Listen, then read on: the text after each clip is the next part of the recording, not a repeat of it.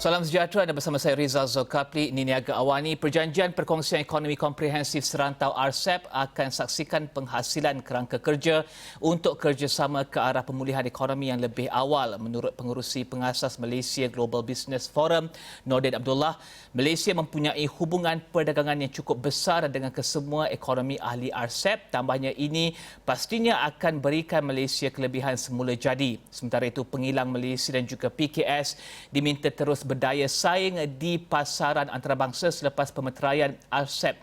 Menurut Presiden Gabungan Dewan Perniagaan dan juga Perindustrian China Malaysia, Tan Sri Te Leong Yap, persaingan tidak dapat dielakkan dalam perdagangan global yang kini direvolusikan teknologi digital serta e-dagang.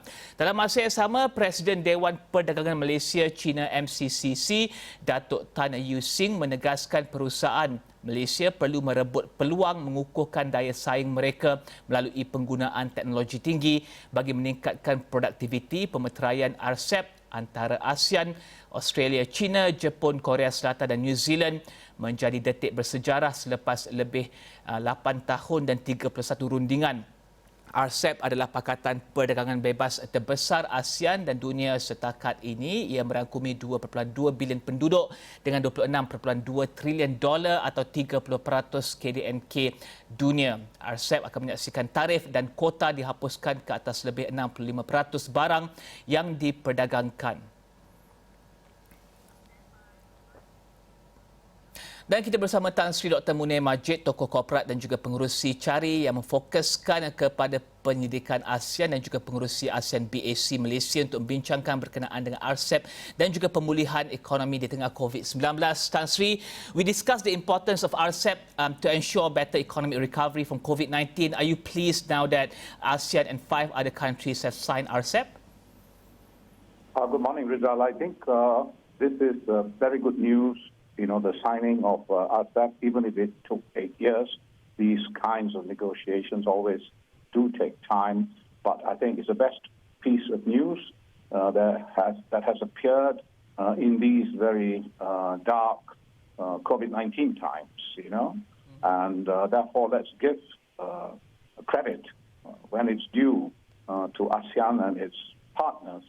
And I think this is a shot in the arm for the economies of the region.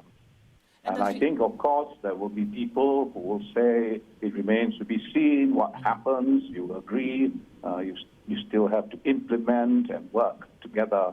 But it is important to agree, and they have agreed.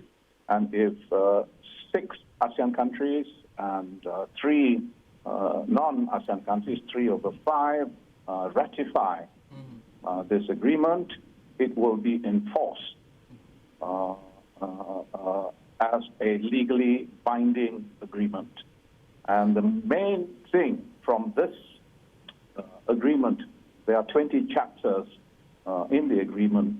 I think the main thing that I would say that would immediately benefit the economies is the rules of origin chapter, which reflects on the origination of any product or service being recognized. If at any point along the value chain there is an involvement of an RCEP member country, it would be recognized as originating from that country and therefore would enjoy the benefits of admission into targeted RCEP markets. And this market is huge, as you mentioned. It is, I think, it's 1/3 the market of the world. As you also mentioned, it's 30% of output in the world. And as you mentioned, this will be a great generator of growth in the fastest growing region in the world. And the fact that, you know, Financial Times and economists and so on set up and reported and recognized the impact and importance of this agreement only underlines the fact how significant it is. Of course, President Biden and U.S. Chamber of Commerce also took note although, I mean, the Americans have really got to come to terms with how the world, in this part of the world, is moving faster and well ahead of America. And I hope with RCEP we will also consolidate through a relationship with the EU and consolidate the market access to the EU as well. And of course the EU would be interested in investing in this region, taking advantage of the supply chain that will give access to these huge markets. You're talking about China, of course, but also Japan, Korea, Australia, you know, and New Zealand, and the ASEAN markets itself, you know. The ASEAN market. And Tan Sri, apologize for cutting you there, but we have also discussed the gaps in implementing the ASEAN Economic Community. You've mentioned the ratification and also the interest from EU and the US possibly, but what do you think needs to be done to ensure member countries will not repeat the same mistakes that they have done or committed when it comes to the ASEAN Economic Community and its implementation? Yeah, the ASEAN Economic Community, I mean, the recent summits that took place, particularly the ASEAN Summit, the 37th Summit, is one of the better summits that have taken place in ASEAN's history. I think, of course, you know, the challenges of COVID-19 have obviously focused their minds, and the submissions like from the private sector that we have made, Pathway 225 and so on, you know, have pressed attention. And they have responded, which is a good thing. Although not fully, but they have responded. For example, it is forgotten in all the excitement about the signing of the RCEP agreement, there was also a memorandum of understanding among ASEAN countries, Rizal, coming to your point about closing gaps and so on, a memorandum of understanding on a ceasefire kind of thing on NTMs for essential goods. This is part of the Hanoi Action Plan, and there's now a memorandum of understanding. Of course, in the private sector, we had wanted a legally binding agreement. What they have is a memorandum of understanding. We want a complete ceasefire, but the memorandum of understanding gave some possibilities of getting, you know, so being exclusion from this commitment. Yet, it is very important that the commitment has been made. It is understood that there must be no additional non-tariff barriers and measures at this time particularly. And they have concentrated on essential goods, and essential goods like medical goods as well as food. And so it is important. ASEAN has moved. Not enough, you might say, but it has moved. And then with RCEP, you know, on top of it, there's a kind of impetus that would make ASEAN begin to cooperate even more among themselves, just as they have to cooperate with the partner countries in RCEP. And so, you know, so RCEP and ATIGA, you know, will now be the two moving trade and investment agreements for the region, the whole of the East Asia Pacific, this 1/3 of global output region. And this is a very important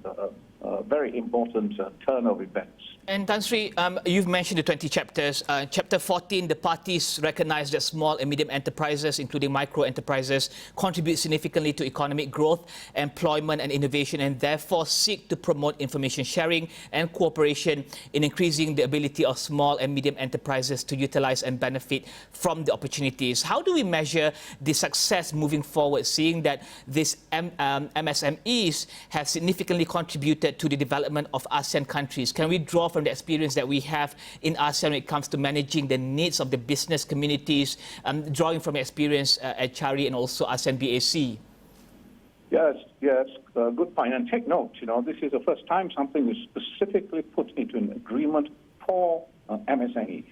Right? That's point number one to take note. Point number two to take note is there's an undertaking by all ASEAN, all RCEP member countries to have a platform. In their national jurisdictions on the RCEP agreement, on what are the accessibilities and what are the possibilities and what are the e-commerce, particularly e-commerce means they can use to access the whole of the RCEP market. At the same time, there are provisions in there also because people get scared about intellectual property protection for even SMEs and for MSMEs. So this kind of focus is very good. At the same time, if you read the whole of the 20 chapters, you will see, injections in various provisions about looking after the interests of countries which are not so well developed, which, ipso facto means also the interest of the companies in those countries that are not so well developed, and therefore we are talking about the MSMEs in the less developed countries being pulled up. At the same time, they are given certain exemptions, in those countries from the total provisions of some of the RCEP agreements. So there is an attention, a focus on MSMEs. But MSMEs must respond. They cannot expect to be spoon-fed all the time, but they're now being given special attention. And I hope the different countries of RCEP will give them that special attention and give them those accessibilities to both knowledge and markets that will make them sustainable and that will make them what they are, which is the backbone of the economies in this region. And Tan Sri, briefly, do you foresee challenges moving forward to implementing the RCEP, seeing that ASEAN is a major portion of the member countries? Do you foresee any challenges moving forward? Briefly, Tan Sri? Of course, there will be problems. Life is not without problem. You sign an agreement, there will still be problems. There is a dispute settlement mechanism through the setting up of a panel. And in the RCEP context, there's also, these are more like the WTO type, settlement mechanisms. There is also the provision that within, after 18 months, except for India, after 18 months, other countries can apply to join, can join RCEP. It is interesting that, a country like the United Kingdom, has been talking, about whether they want to join RCEP or whether they want to join the CPTPP. Now, the CPTPP actually is now dwarfed by RCEP because in terms of market size, population cost, RCEP is 5 times CPTPP, and it is, twice the trade value and combined GDP. So EU will now have to be more serious about signing FTA with ASEAN as a whole. To sign with RCEP as a whole might be difficult but they have signed agreements, for example, with Japan, but they might have problems with China, But so with ASEAN as a whole, I think that this should be a kick on the backside for a regional EU-ASEAN FTA. Okey, thank you very much Tan Sri Dr. Munir Majid, tokoh korporat dan juga pengerusi CARI dan juga pengerusi ASEAN BAC Malaysia membincangkan berkenaan dengan RCEP. Terima kasih dan kita akan berhenti berehat seketika, kembali selepas ini.